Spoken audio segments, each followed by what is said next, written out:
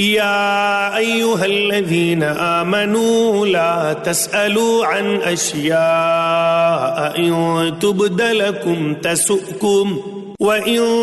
تسألوا عنها حين ينزل القرآن تبد لكم عفى الله عنها والله غفور حليم۔ اے ایمان والو،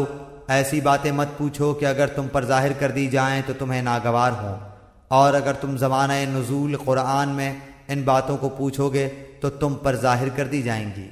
سوالات گزشتہ اللہ نے معاف کر دیے، اور اللہ بڑی مغفرت والا،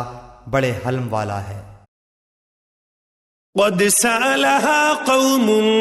من قبلكم ثم أصبحوا بها كافرين۔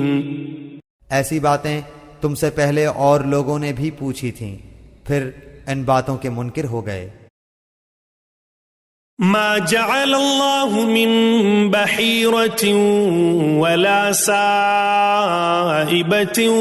ولا وصيلة ولا حام ولكن الذين كفروا يفترون على الله الكذب وأكثرهم لا يعقلون۔ اللہ تعالیٰ نے نہ بحیرہ کو مشروع کیا ہے، اور نہ صائبہ کو، اور نہ وسیلہ کو، اور نہ حام کو، لیکن جو لوگ کافر ہیں وہ اللہ تعالیٰ پر جھوٹ لگاتے ہیں، اور اکثر کافر عقل نہیں رکھتے۔ وَإِذَا قِيلَ لَهُمْ تَعَالَوْا إِلَى مَا أَنزَلَ اللَّهُ وَإِلَى الرَّسُولِ قَالُوا حَسْبُنَا مَا وَجَدْنَا عَلَيْهِ آبَاءَنَا أَوَلَوْ كَانَ آبَاؤُهُمْ لَا يَعْلَمُونَ شَيْئًا وَلَا يَهْتَدُونَ۔ اور جب ان سے کہا جاتا ہے کہ اللہ تعالیٰ نے جو احکام نازل فرمائے ہیں ان کی طرف اور رسول کی طرف رجوع کرو، تو کہتے ہیں کہ ہم کو وہی کافی ہے جس پر ہم نے اپنے بڑوں کو پایا، کیا اگرچہ ان کے بڑے نہ کچھ سمجھ رکھتے ہوں اور نہ ہدایت رکھتے ہوں۔ یا ایھا الذین آمنوا علیکم انفسکم لا یضرکم من ضل اذا اہتدیتم الی اللہ مرجعکم جمیعا فینبئکم بما کنتم تعملون۔ اے ایمان والو، اپنی فکر کرو، جب تم راہ راست پر چل رہے ہو تو جو شخص گمراہ رہے اس سے تمہارا کوئی نقصان نہیں، اللہ ہی کے پاس تم سب کو جانا ہے، پھر وہ تم سب کو بتلا دے گا جو کچھ تم سب کرتے تھے۔ یا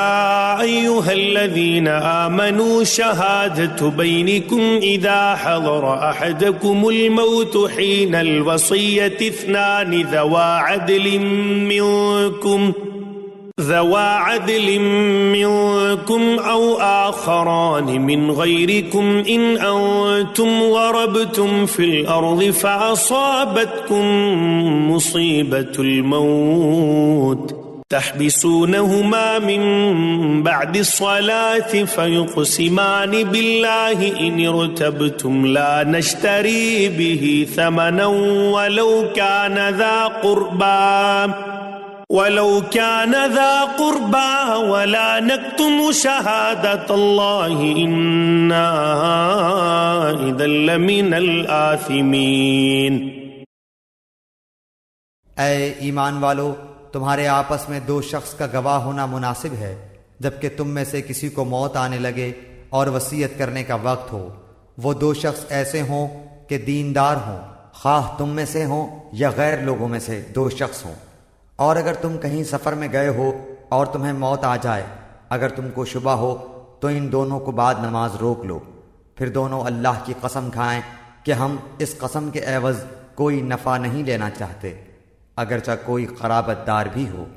اور اللہ تعالیٰ کی بات کو ہم پوشیدہ نہ کریں گے، ہم اس حالت میں سخت گنہگار ہوں گے۔ فإن عثر على أنهما استحقا إثما فآخران يقومان مقامهما من الذين استحق عليهم الأوليان فيقسمان بالله لشهادتنا أحق من شهادتهما وما اعتدينا إنا إذا لمن الظالمين۔ پھر اگر اس کی اطلاع ہو کہ وہ دونوں گواہ کسی گناہ کے مرتکب ہوئے ہیں تو ان لوگوں میں سے جن کے مقابلے میں گناہ کا ارتکاب ہوا تھا اور دو شخص جو سب میں قریب تر ہیں جہاں وہ دونوں کھڑے ہوئے تھے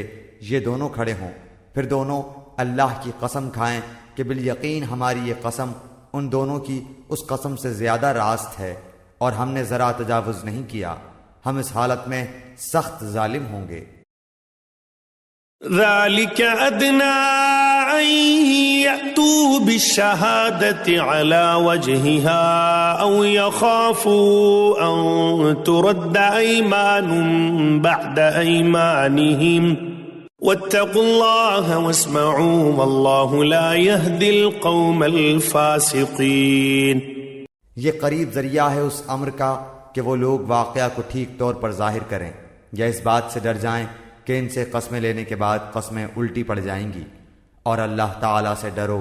اور سنو، اور اللہ تعالیٰ فاسق لوگوں کو ہدایت نہیں کرتا۔